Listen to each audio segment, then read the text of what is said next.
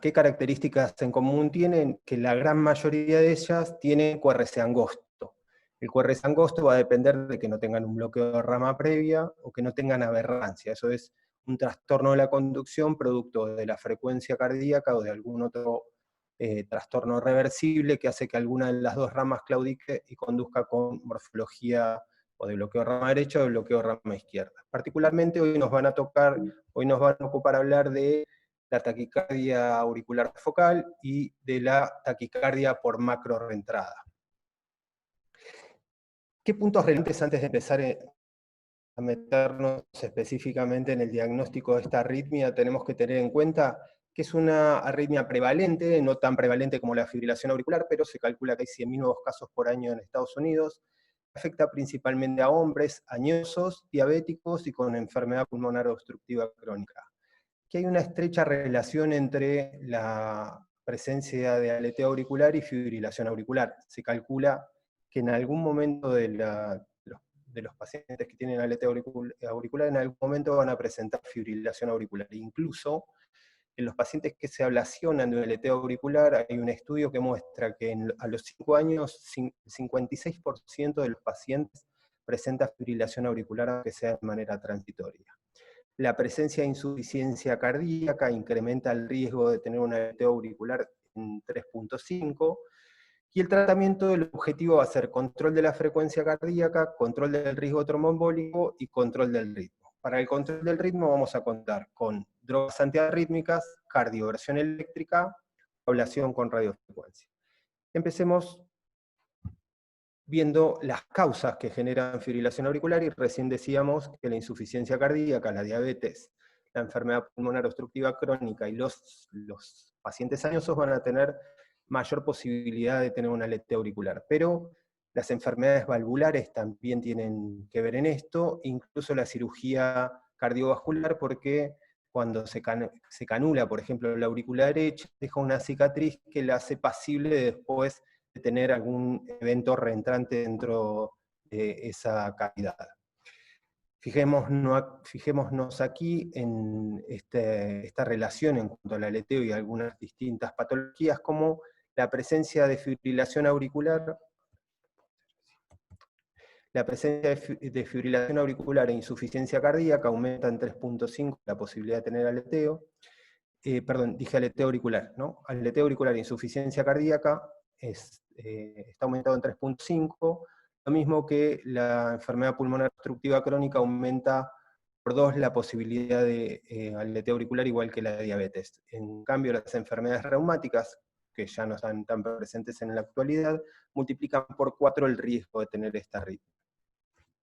Y la definición del aleteo auricular va a tener 2 aspectos. Uno, que es el electrocardiográfico, y otro que va a tener que ver con el anatómico, porque vamos a ver que no es lo mismo tener un aleteo auricular reentrante o macro reentrante que un aleteo auricular focal. En cuanto a algunos datos que tienen que ver con el electro, habitualmente la frecuencia ventricular del aleteo ante un aleteo auricular es de 150 latidos por minuto. Esto es porque normalmente también la frecuencia auricular del aleteo es de 300 latidos por minuto, lo que genera habitualmente un bloqueo 2.1 a nivel del nódulo AB, y por eso esta frecuencia cardíaca.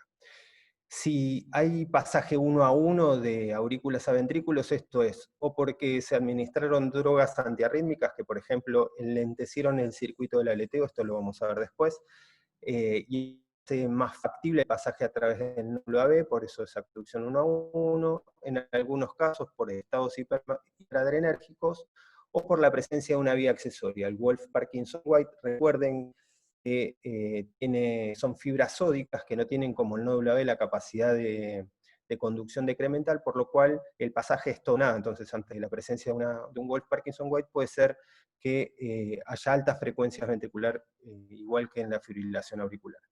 La adenosina o estímulos vagales pueden enlentecer la conducción en el nódulo auriculoventricular y así facilitar el diagnóstico electrocardiográfico.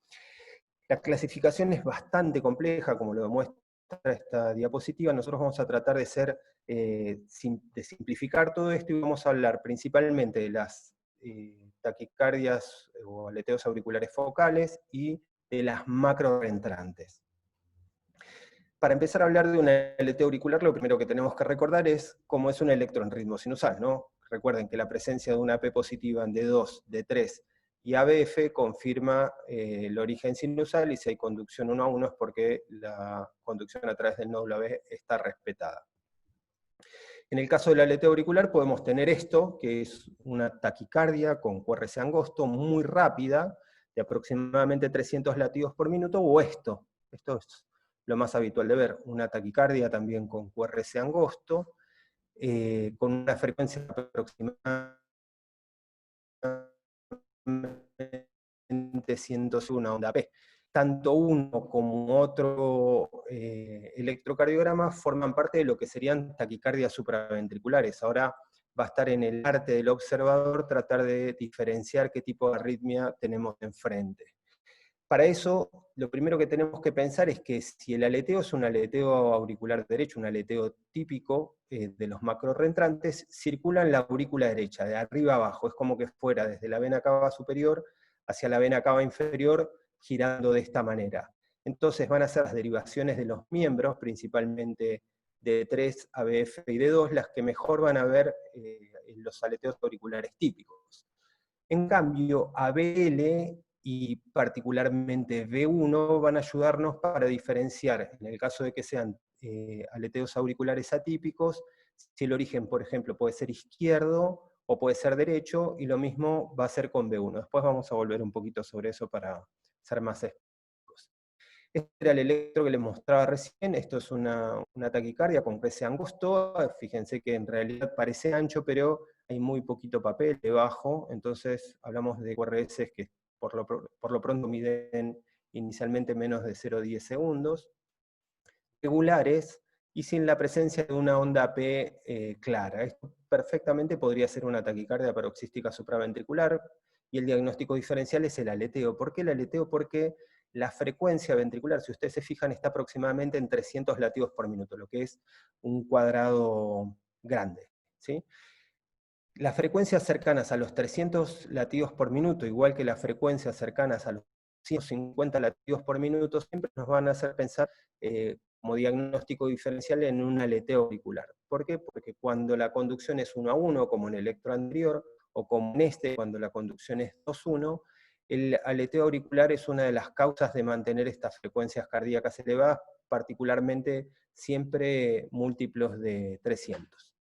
¿Y cómo hacemos o cómo tratamos de diferenciar si realmente esto es un aleteo típico? Si esto que vemos aquí cumple con las características de las ondas F en serrucho, o F mayúscula, o ondas en serrucho, que son características de los aleteos auriculares. Yo tengo un papel como para poder mostrar, pero lo que voy a hacer es esto, y es ir tapando los QRS, ¿sí? Si yo agarrara una hoja en blanco y estuviera con el papel sobre una mesa, taparía la parte superior de los QRS y la parte inferior. Y así, fíjense, si ustedes observan, quedan las ondas sinusoidales, características de dientes en serrucho, las cuales algunas están obviamente tapadas por los complejos QRS, pero si la imaginación no nos falla, claramente podemos identificar acá abajo las ondas típicas del aleteo auricular.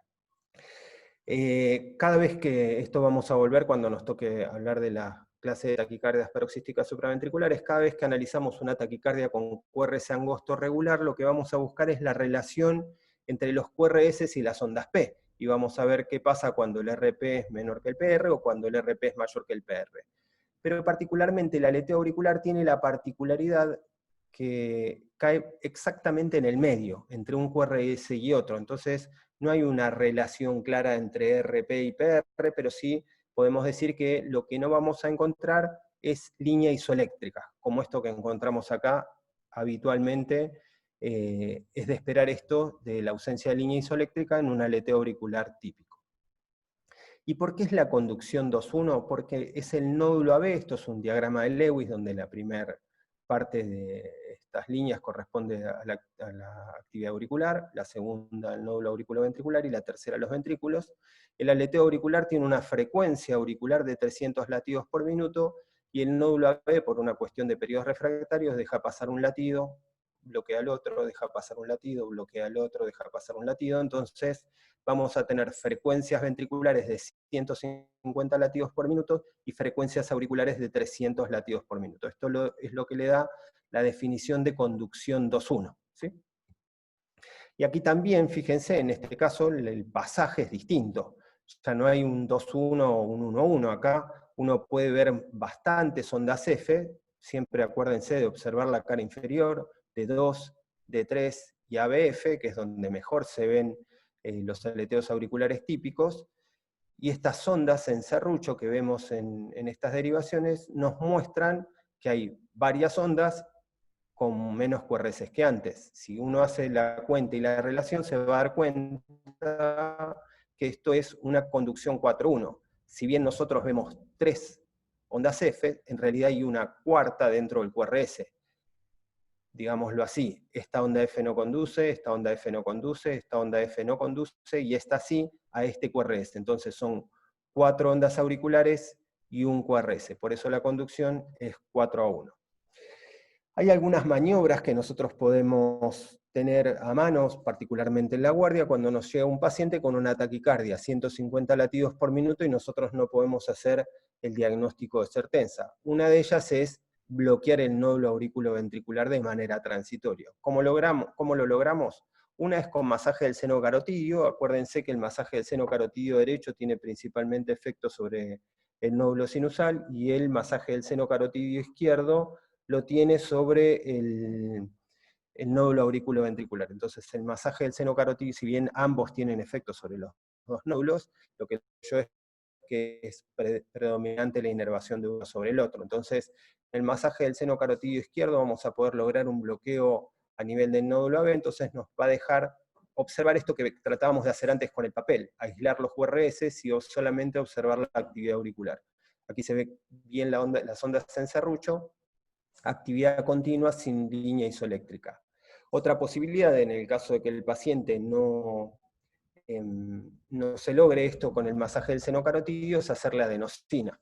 La adenosina es un fármaco, ustedes saben, que se metaboliza muy rápidamente en la sangre, por eso hay que pasarlo de manera rápida, endovenoso, y con un conductor atrás, es decir, uno pasa de 6 a 12 miligramos de adenosina y rápidamente 20 centímetros de solución fisiológica para que empuje a la adenosina, no se metabolice tan rápidamente, llegue al nódulo AB y haga su efecto. Recuerden también que la adenosina está contraindicado si el paciente tiene asma grave.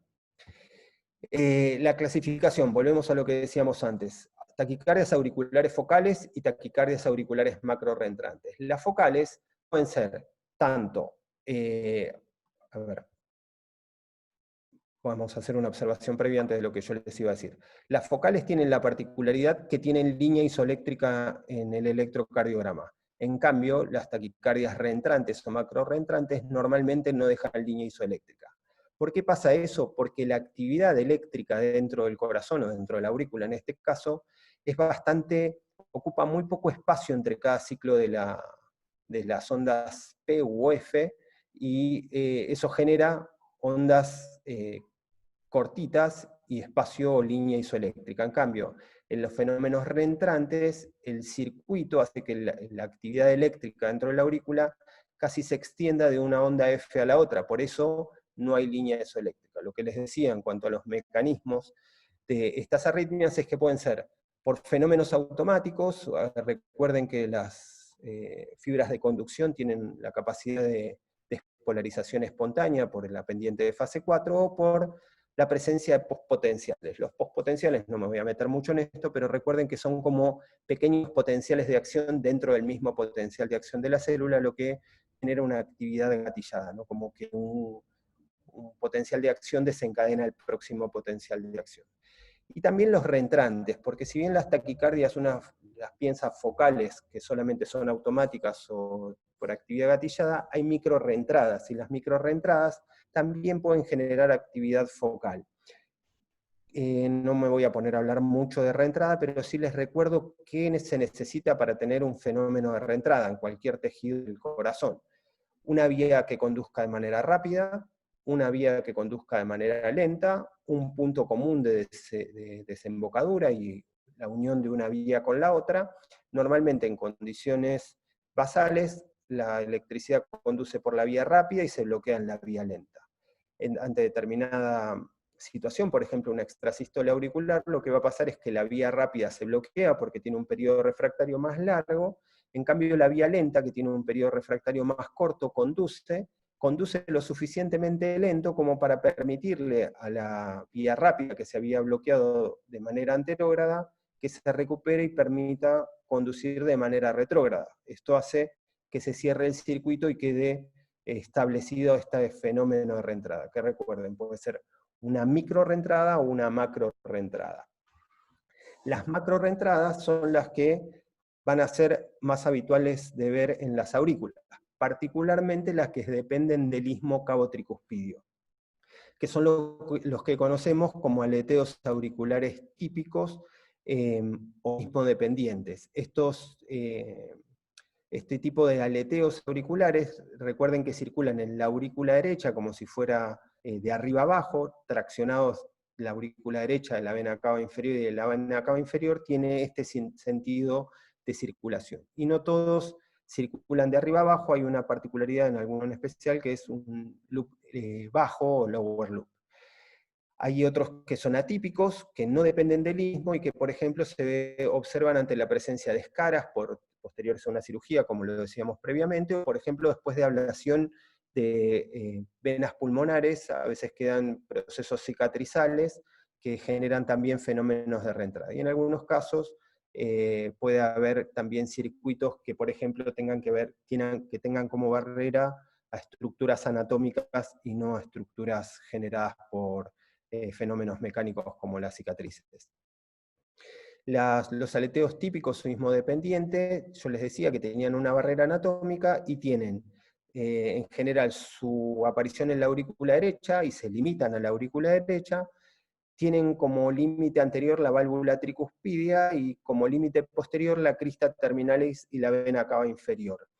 Perdón, esto es lo mismo, y esto se ve así, ¿sí? Esto es un circuito de un aleteo donde aquí tenemos levantada como la cara lateral de la aurícula derecha, aquí adelante está el ventrículo derecho, esto de atrás es la aurícula derecha, y el aleteo circula a través de la parte septal de la aurícula, sube, baja, limitando con la crista terminalis, pasa entre la vena cava inferior y y la tricúspide, en lo que conocemos como istmo cabo-tricuspidio, y así se establece este circuito de aleteo auricular típico, con sentido superior e inferior. Y va a tener dos tipos de giro, va a tener un giro que vamos a conocer como antihorario, gira en el sentido contrario a las agujas del reloj, que esta es la forma común del aleteo auricular típico, y tiene como particularidad ondas F negativas en la cara inferior. En cambio, el aleteo auricular también istmo-dependiente, pero incomún, que gira en sentido horario, va a tener las mismas ondas F, nada más que con polaridad positiva. Y eso solamente tiene que ver con el sentido de circulación de la electricidad. Habitualmente, casi el 90% de los aleteos auriculares sismodependientes tienen un giro con sentido antihorario. Esto lo corroboramos muchas veces no con el electrocardiograma, sino con catéteres dentro de las aurículas que nos permiten ver la secuencia de activación de estas cavidades, como para confirmar primero que son arritmias o aleteo sismodependiente, y segundo, qué tipo de giro van a tener. El tratamiento siempre está en bloquear el istmo cabo-tricuspidio.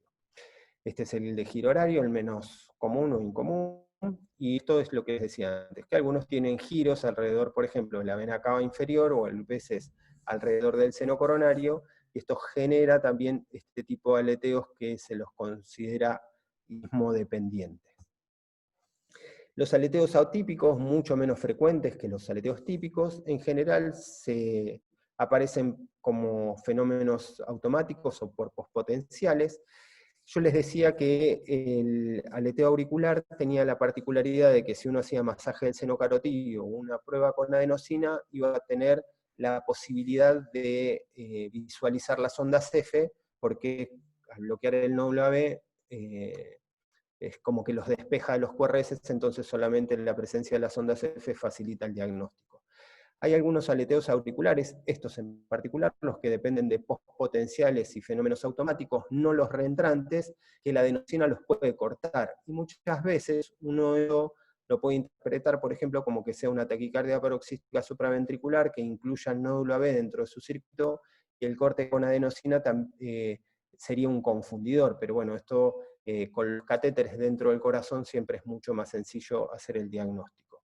Estos aleteos atípicos no dependen del istmo cabo-tricuspidio y en general son reentradas cortas o micro reentradas, por lo cual el gap excitable, que es la porción que uno puede meterse dentro de esa reentrada con estimulación, es bastante estrecho y difícil de encontrar. En cambio, si hay fenómenos como cicatrices o posteriores a ablación de aislamiento de venas pulmonares con radiofrecuencia, uno puede encontrar circuitos más grandes, o reentradas un poco más grandes, que son más fáciles de mapear y también de ablacionar.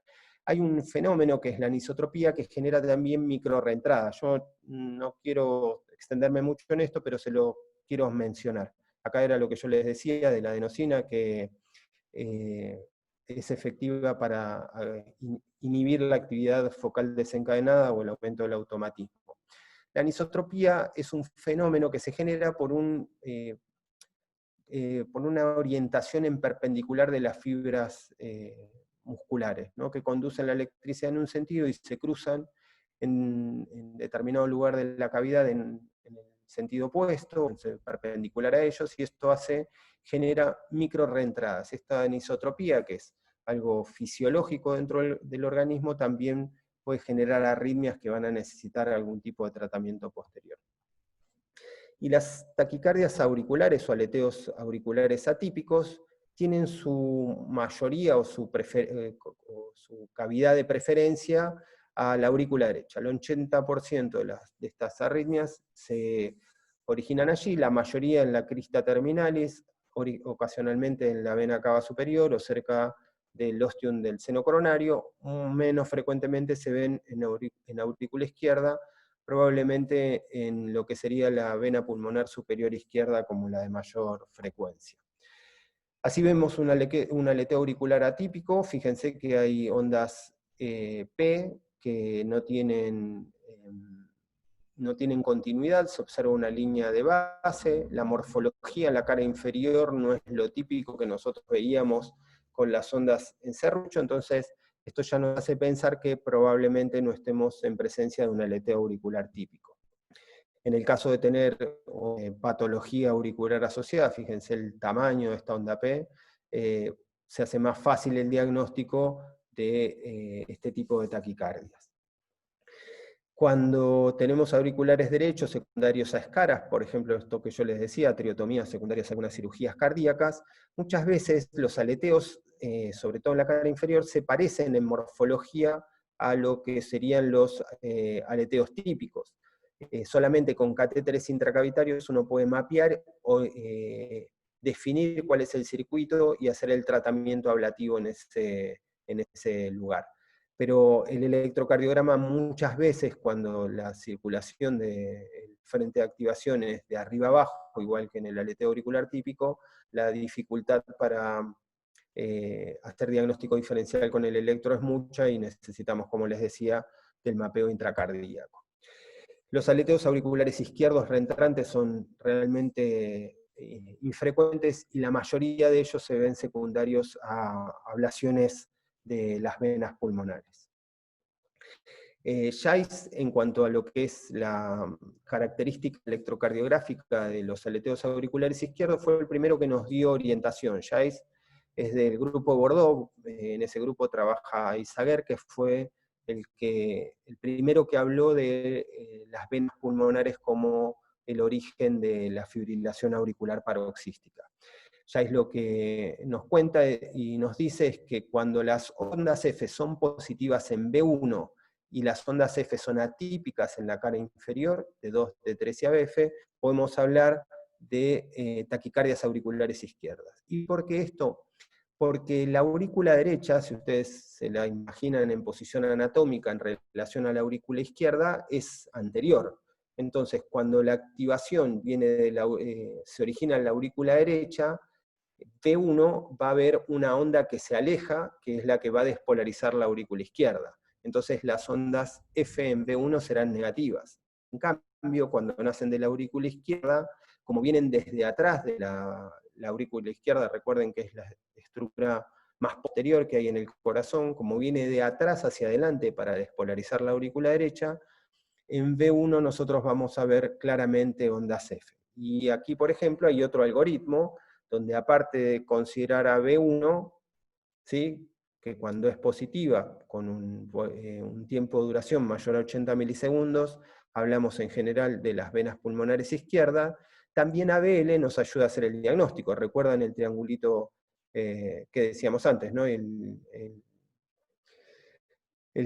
diagrama que nos muestra que ABL mira desde la cara, como si fuera desde el hombro izquierdo. Entonces, si hay una activación que nace de la parte izquierda del corazón, ABL va a ver un frente de activación que se aleja, por lo cual va a tener ondas P negativas. Entonces, si las P no son positivas en ABL, probablemente estemos hablando de actividad auricular izquierda. Entonces, ABL y V1 son las que más nos ayudan a hacer el diagnóstico del origen. Fíjense en este electrocardiograma, P positivas y anchas de más de 80 milisegundos, en V1 y P negativas en ABL nos hablan de aleteos auriculares o taquicardias auriculares izquierdas. ¿Qué es lo que vemos con estos aleteos auriculares atípicos? Que cada vez son más frecuentes y tienen que ver en general con aleteos que son postquirúrgicos, posablación con radiofrecuencia, que si bien predominan los derechos, no es infrecuente verlos de origen izquierdo. La tasa de éxito es menor que el aleteo auricular típico. En el aleteo auricular típico la tasa de éxito es del 95% aproximadamente. Aquí está entre el 75 y el 85%. En los aleteos atípicos la recurrencia es del 10 al 20%, cuando en el aleteo típico normalmente es entre el 3 y el 5%, y las complicaciones son mayores, sobre todo cuando uno va a hacer ablación de las cavidades izquierdas por la cercanía con las venas pulmonares, de la aurícula izquierda con el esófago, por el posible daño que se genere al hacer la punción transeptal, y también por los fenómenos protrombóticos que generan las ablaciones en aurícula izquierda. Por eso uno extrema los cuidados cuando hace ablaciones en la aurícula izquierda, por ejemplo, con lo que tiene que ver con anticoagulación intraprocedimiento. Entonces, para ir avanzando un poquito y ver cuál es el objetivo del tratamiento en el aleteo auricular, vamos a ver que tanto como para el aleteo auricular típico, como para el aleteo auricular atípico, para nosotros lo primero que nos importa a la hora de tener un paciente con aleteo auricular es saber si tiene criterios de descompensación hemodinámica. Cuando hablamos de descompensación hemodinámica, presión sistólica menor a 90 milímetros de mercurio, deterioro del sensorio o pérdida de conocimiento, injuria en el electrocardiograma o Wangor, y insuficiencia cardíaca o mala perfusión periférica. En el caso de que el paciente tenga descompensación hemodinámica, como con cualquier arritmia, la indicación es cardioversión externa inmediata o desfibrilación dependiendo de qué tipo de arritmia tenga.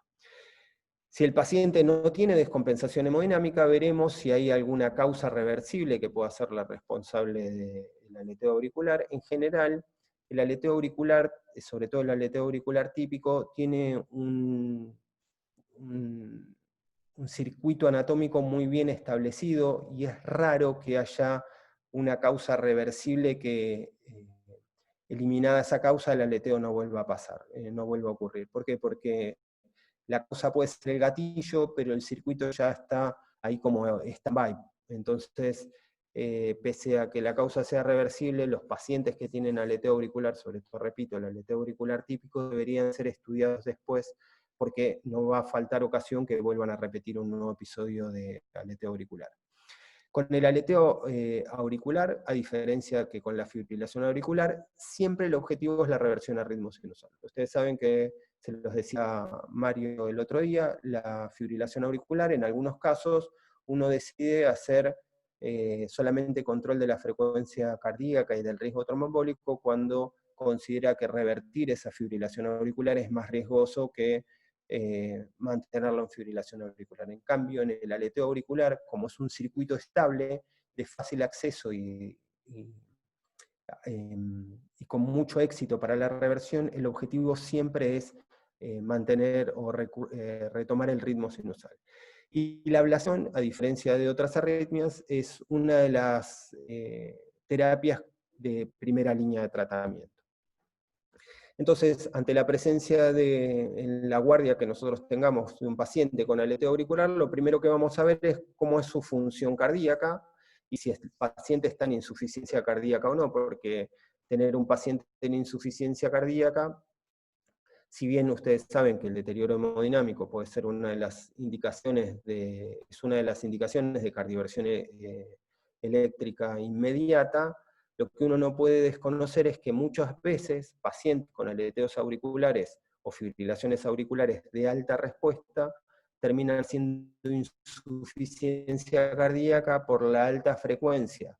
Y en realidad uno a veces no puede revertir la arritmia y lo que necesita es solamente bajar la frecuencia cardíaca. No tanto en el aleteo auricular, donde el aleteo es bastante sensible a la cardioversión eléctrica, pero en la fibrilación auricular, muchas veces en pacientes con insuficiencia cardíaca, uno intenta la cardioversión eléctrica y es imposible sacarlos de FA.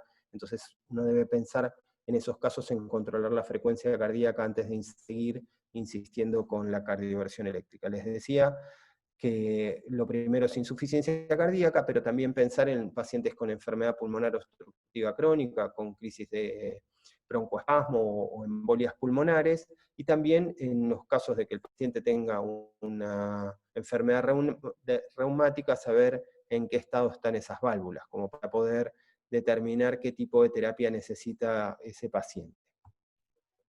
También necesitamos ver causas reversibles, decíamos, por ejemplo, los electrolitos séricos. Si estamos en la guardia y contamos con un eco bidimensional, sería ideal poder analizar las estructuras cardíacas, tanto la motilidad, la función sistólica y la indemnidad de las válvulas. Con una placa de tórax nosotros también podemos orientarnos sobre enfermedad pulmonar o algún tipo de congestión por insuficiencia cardíaca, y si no estuviéramos en la guardia, por ejemplo, y estuviéramos en un consultorio, sí deberíamos evaluar la función pulmonar y tiroidea, también la ecografía eventualmente, y tratar de, en el caso de que el paciente tenga episodios paroxísticos de aleteo auricular y que no podemos llegar a registrarlos, que no es tan infrecuente ver, que el paciente refiere palpitaciones, llega a la guardia, y cuando llega a la guardia está en ritmo sinusal, y a nosotros nos han tocado muchos pacientes que se los ha tratado como locos porque los pacientes tienen episodios de palpitaciones, más pasa con las taquicardias paroxísticas que con el aleteo, tienen episodios de palpitaciones cortos que cuando consultan el electro es normal. Entonces, si uno no tiene el oído preparado para la interrogación en cuanto a la presencia de este tipo de taquicardias que aparecen de manera paroxística, y que en general identifican claramente el momento del corte, nosotros nos vamos a perder de hacer diagnóstico de muchos de estos episodios. Entonces, ante la sospecha, un holter, y en el caso de ser difícil el diagnóstico con un holter, podemos tener holteres de larga duración, o incluso podemos implantar un registrador de eventos en el caso de que sea necesario hacer diagnóstico ante, por ejemplo, accidente cerebrovascular sin diagnóstico, los que conocemos como criptogénicos. Y para un segundo momento evaluaremos el estudio electrofisiológico y consideraremos la ablación de radiofrecuencia como tratamiento definitivo. Decíamos entonces, una vez que el paciente nos llega a nosotros a la guardia, si tiene frecuencias altas, por ejemplo esto que mostrábamos inicialmente con conducción 1 a 1 y frecuencias cercanas a 300, lo primero que necesitamos hacer es control de la frecuencia cardíaca. ¿Cómo vamos a hacer? Ahora lo vamos a ir viendo. Paso siguiente es revertir a ritmo sinusal, que puede ser con drogas o con cardioversión eléctrica. Después evaluaremos cómo mantenerlo en ritmo sinusal, y consideraremos muy minuciosamente el riesgo tromboembólico del paciente para decidir si necesita algún tipo de terapia anticoagulante. Para el control de la frecuencia ventricular en la urgencia, las drogas que habitualmente usamos son o bloqueantes cálcicos o beta bloqueantes. Por vía endovenosa podemos utilizar el diltiazem o verapamilo, y en el caso de utilizar un beta bloqueante, la droga de elección podría ser el esmolol. La digoxina es una droga que se usa con mucha frecuencia, sobre todo para cuando uno piensa en controlar la frecuencia cardíaca, tanto en FA como en aleteo auricular, y la verdad es que lo que sabemos es que no es muy buena para controlar la frecuencia cardíaca, está bastante controvertida su utilización, sobre todo cuando no se la usa en el contexto de una insuficiencia cardíaca. Si el paciente tiene insuficiencia cardíaca y es refractaria a otras drogas, por ejemplo, si el paciente tiene deterioro de la función ventricular severo, no debería usar bloqueantes cálcicos, porque los bloqueantes cálcicos deprimen más la función ventricular. En ese caso, si no pueden recibir bloqueantes cálcicos, y por ejemplo no pueden recibir beta bloqueantes porque están con una insuficiencia cardíaca descompensada, uno podría llegar a considerar a la digital. También podría usar amiodarona, pero ¿qué particularidad tiene la amiodarona? Que la amiodarona, aparte de controlar la frecuencia cardíaca, puede revertirla, es decir, pasar el paciente de aleteo a ritmo sinusal. Tanto los betabloqueantes como los bloqueantes cálcicos o la digital actúan sobre el nódulo AB, por lo cual no tienen efecto sobre el circuito del aleteo auricular, entonces no van a interrumpirlo. ¿Cuál es el riesgo? Que si, por ejemplo, el aleteo auricular, igual que en la fibrilación auricular, tiene más de 48 horas y uno revierte la arritmia, corre el riesgo, si no tiene una anticoagulación adecuada, de tener un evento tromboembólico, por lo cual deberíamos ser muy cuidadosos a la hora de elegir utilizar amiodarona si no tenemos tratamiento anticoagulante adecuado. Para revertir a ritmo sinusal, lo que decíamos era o cardioversión eléctrica o farmacológica. Si vamos a elegir la cardioversión eléctrica, se usa menos energía que en la FA, normalmente 50 joules, se puede usar hasta 100. La energía que se usa es bifásica y es sincrónico, la descarga se hace sincrónica.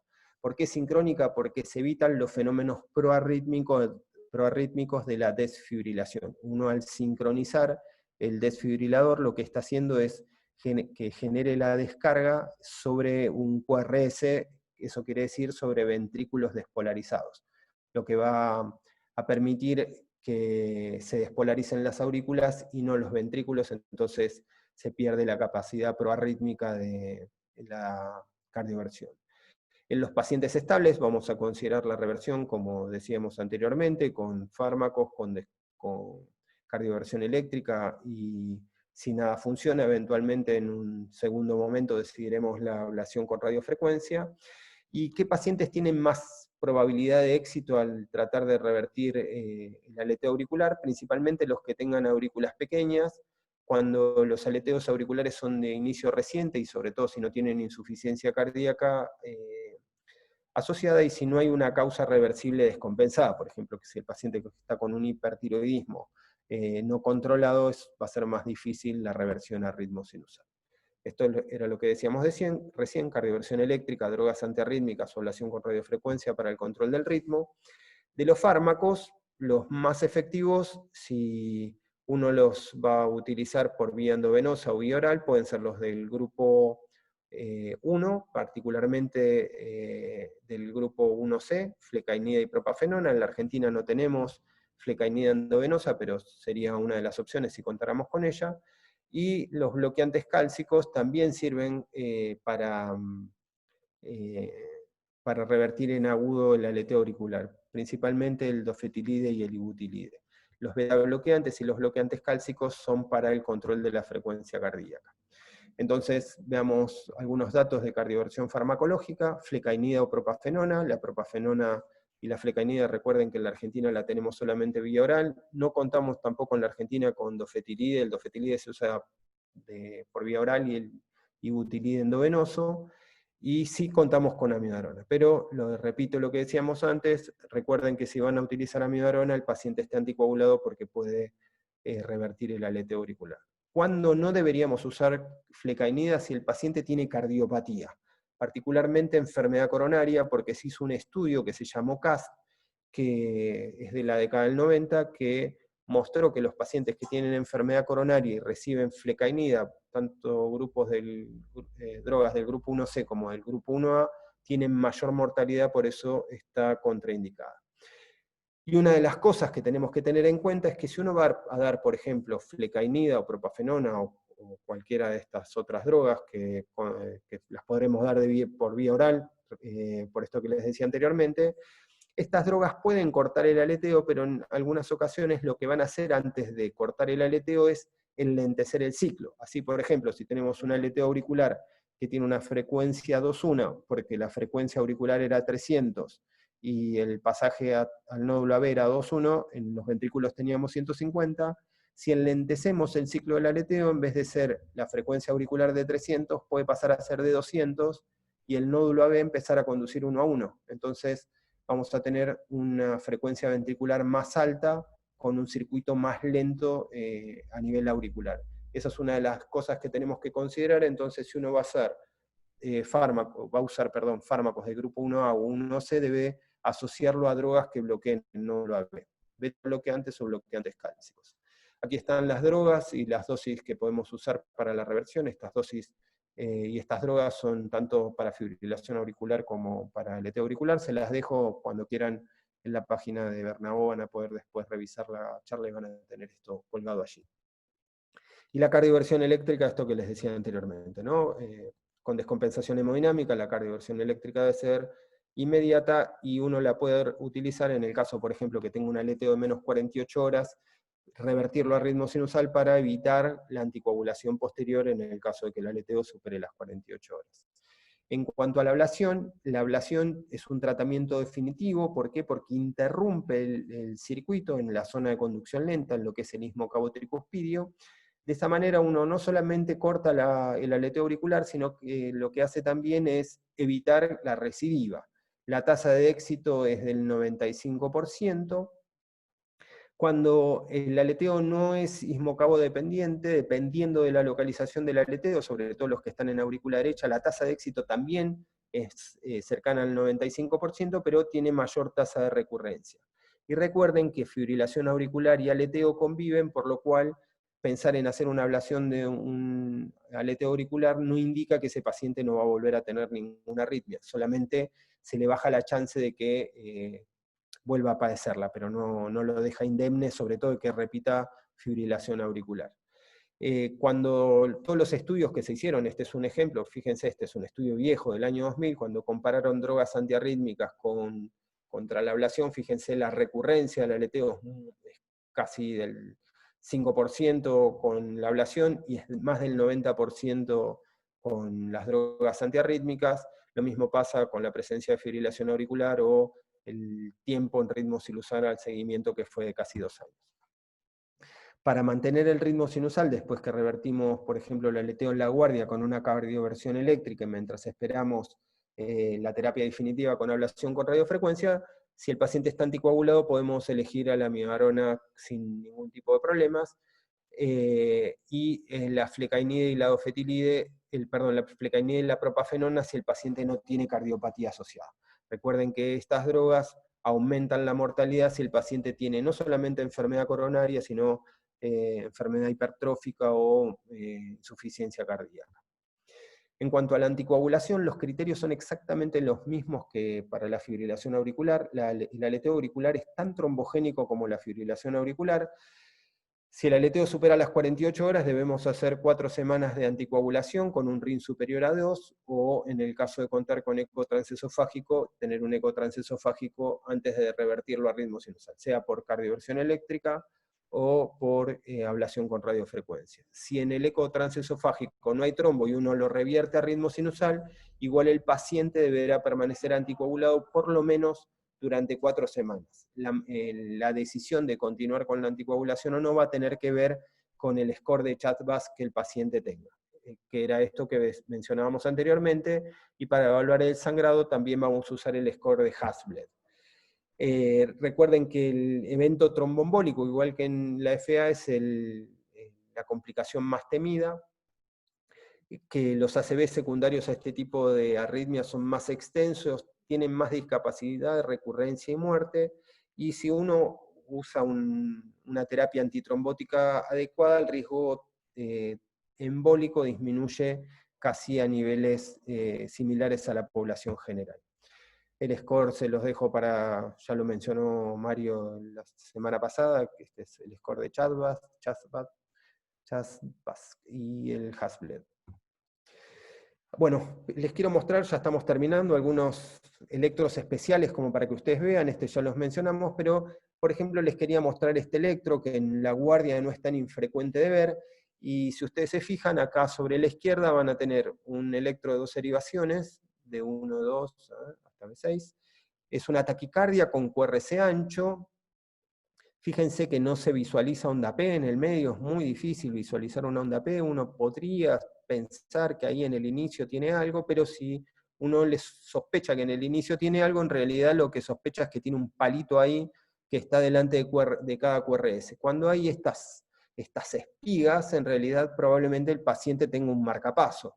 Este era un marcapaso bicameral, con un catéter en aurícula y otro en ventrículo, bien digo, el paciente hace un aleteo auricular, entonces de manera espontánea el marcapaso hace que el ventrículo siga la frecuencia auricular hasta determinada frecuencia que está programado, que en este caso es 150 latidos por minuto.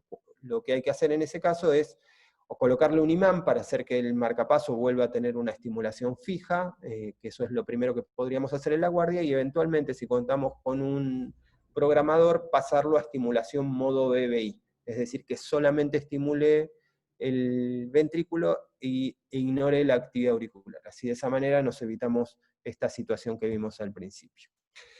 Aquí tenemos otra de las cosas que yo les fui mencionando a lo largo de la charla. Fíjense, aquí arriba hay una taquicardia, es un electro también de 12 derivaciones, con algunas derivaciones más cortitas que la otra. Fíjense, es una taquicardia con QRS ancho, una frecuencia muy alta, imposible ver actividad auricular.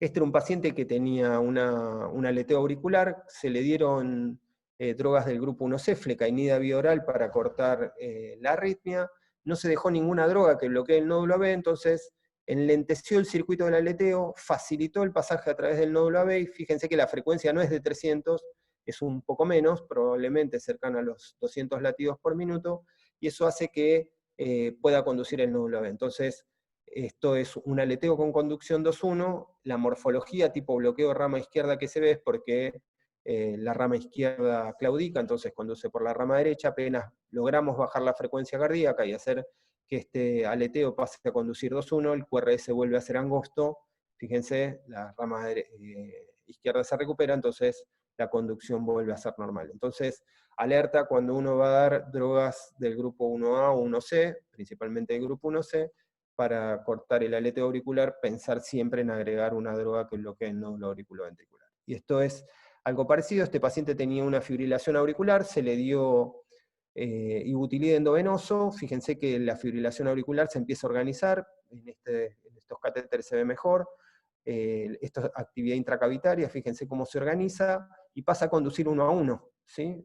El aleteo hace que no sea muy rápido, es una frecuencia bastante lenta, por lo cual conduce 1 a 1. En este caso, obviamente, como el paciente está monitoreado, si se complica uno puede usar una cardioversión eléctrica de urgencia, pero siempre recuerden de tener drogas que bloqueen el nódulo auriculoventricular. Entonces, para terminar, para control de la frecuencia cardíaca, diltiazem, verapamil o betabloqueantes, recuerden que estas drogas no interrumpen el circuito del aleteo auricular. Siempre cuando tengamos un paciente con aleteo auricular, no importa si es típico o atípico, el objetivo es mantener el ritmo sinusal, es revertirlo y mantener el ritmo sinusal. La cardioversión puede ser eléctrica o farmacológica, si pueden y están en condiciones, si el paciente lo puede recibir porque está anticoagulado, tienen a mano un eco transesofágico como para descargar trombos, elijan la cardioversión eléctrica porque se van a evitar las complicaciones secundarias a muchas veces la cardioversión farmacológica.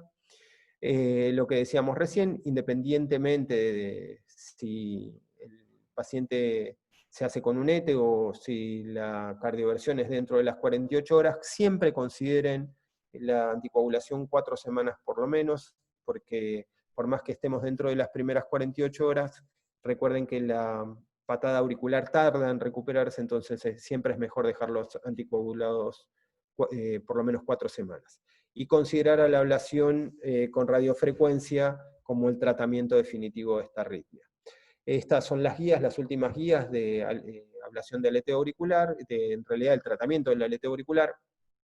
Me voy a dedicar solamente a estas dos por una cuestión de tiempo. Fíjense que la ablación es una indicación 1 nivel de evidencia B cuando el paciente es un aleteo ismodependiente, si son sintomáticos o refractarias a las drogas para el control de la frecuencia. Y es una indicación tipo 1 nivel de evidencia B si el paciente no tiene un aleteo